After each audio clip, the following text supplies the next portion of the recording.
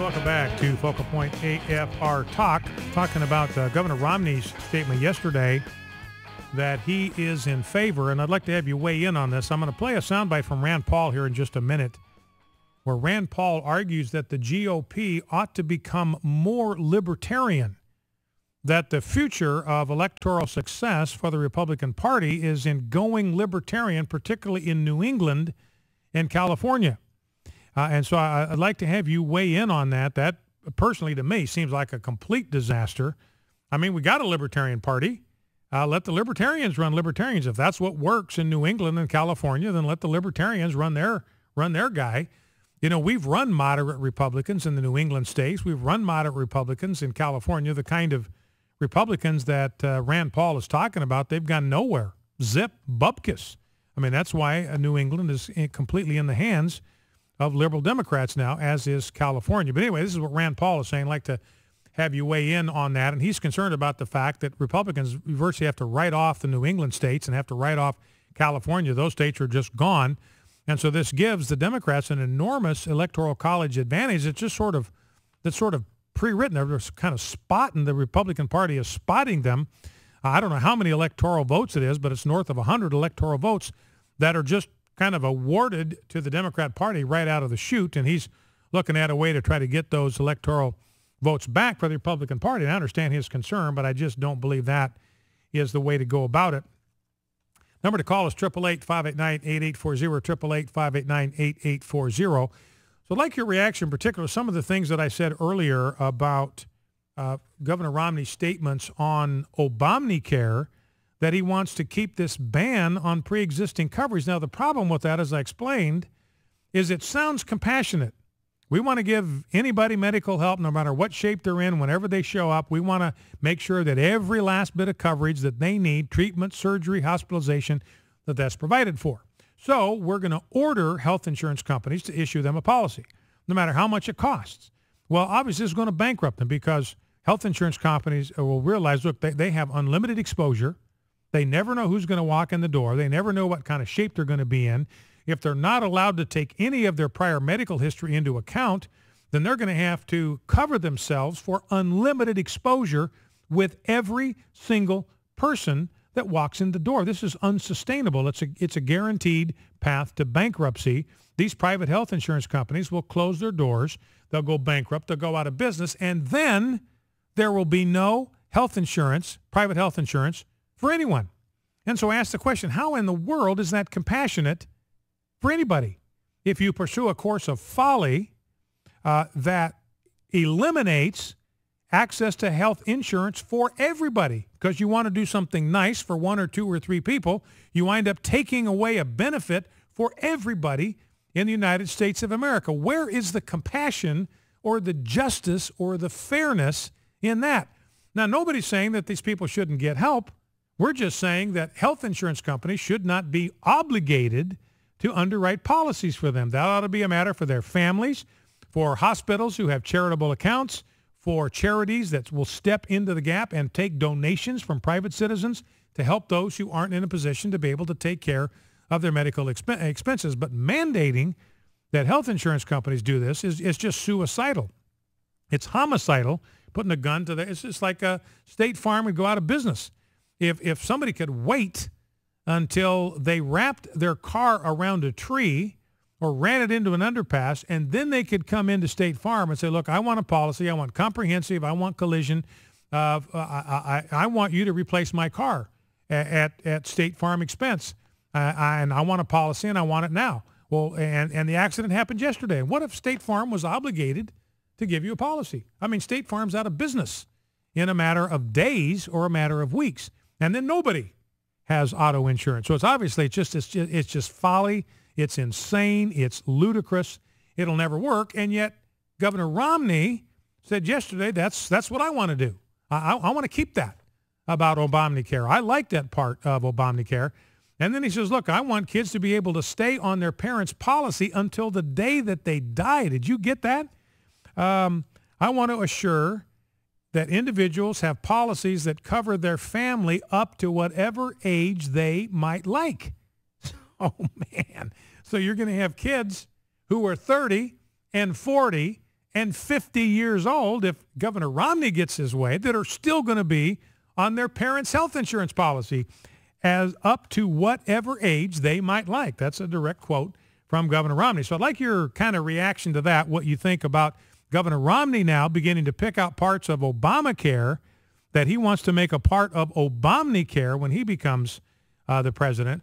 Also have you weigh in on this whole idea. Should we hold Governor Romney's feet to the fire now, or is the path of wisdom to hold our fire now, not say anything critical about him, not raise any concerns, not make our voice heard, but just kind of keep our opinions to ourselves, kind of hold our fire and hope against hope that Mitt Romney sneaks in November, and then we will try to hold his feet to the fire when he becomes the president. I'd like to see if you think that's the path of wisdom, or if you think that maybe we ought to hold his feet to the fire now while the campaign is being conducted. And what you think of my analysis about the electorate, that there are a lot of independents. Maybe you're one of them. I'd love to hear from you. If you're an independent, and you are an independent not because you're somewhere between the Democrats and the Republicans, but because the Republican Party has not been conservative enough for you.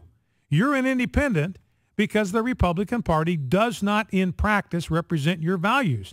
You might be somebody that's fine with the platform. You like the Republican Party platform. It says what you want a platform to say, but you can't find candidates that will support and defend and promote the platform. And so you become unaffiliated. I'd love to hear from you. 888-589-8840. Now, here is David Gregory. This is clip 11. This is on Meet the Press yesterday. And he is talking to Mitt Romney, and he's trying to pressure Romney into making a deal with the Democrats, kind of cross the aisle and make a deal with the Democrats that would cause the base, the fiscally conservative base of the party, to go into open revolt. Now, you notice that it never goes the other way. The media types never go to Democrats, and they never say to Democrats, they never say to President Obama, listen, President Obama, would you be willing to lay your principles down, sacrifice your principles for the good of the country?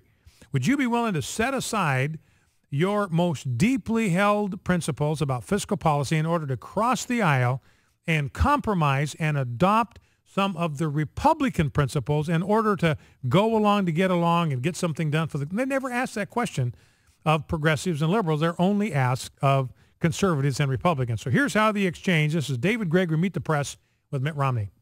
Are you prepared to cut a deal with Democrats that would cause conservatives to revolt? Is it that important to get a deal to get us away from this fiscal cliff? Well, it's critical to get the country on track to avoid the kind of financial calamities you're seeing around Europe. Right. And I have a plan that does that by really doing two of the key elements that are necessary. But for are that you going to cut? Will you cut a deal? Well, will you compromise, even if it risks a conservative revolt? There's nothing wrong with the term compromise, but there is something very wrong with the term abandoning one's principles. And I'm going to stand by my principles, and those are, I am not going to raise taxes on the American people. Our problem in our country is not that we're not paying enough taxes. It's that we're spending too much money. So that's a good word from Governor Romney, but he's out there assuring everybody that he's not going to provide any tax relief for job creators. He said, look, when I get done, the rich they're still going to be paying their, quote, fair share. So he still bought into that mantra that we got to make sure that the rich pay their fair share, that they don't get any sort of tax break here, even though Governor Romney ought to know better, ought to know that these are the job creators, and that every dollar that is siphoned away from small business owners is a dollar that cannot go in to expanding business, to hiring new people, or raising salaries and wages. It can't be done. There's only so much money to go around. Every dollar that the government takes away from job creators is one less dollar that can be used to create jobs. Now, Governor Romney, I don't know better, but he's out there apparently believing, along with everybody else, that we got to make sure that the wealthy pay their fair share. Now here, Pat Caddell and Doug Schoen, these are clip 12. These are Democrat operatives and pollsters, had a heavy role in the Clinton administration. And they believe that Mitt Romney is letting this election slip through his fingers. Here's what they had to say. They've got to go back and redo this election. Look, at the moment, I've said all along this is Romney's election to lose, and he's back to losing it right now. Ohio is an example. Now in Ohio, the latest polls have Romney down by 5 and Obama up by 5. Now, they can be alarmed by that, but we should not forget that most of these polling companies are in the tank for Barack Obama. They oversample Democrats to get a result that is favorable to Barack Obama. So you can't place too much weight on the fact that Romney is down 5 in Ohio. That could be sampling bias. It could be these polling companies pulling for their favorite horse in this race, which is Barack Obama.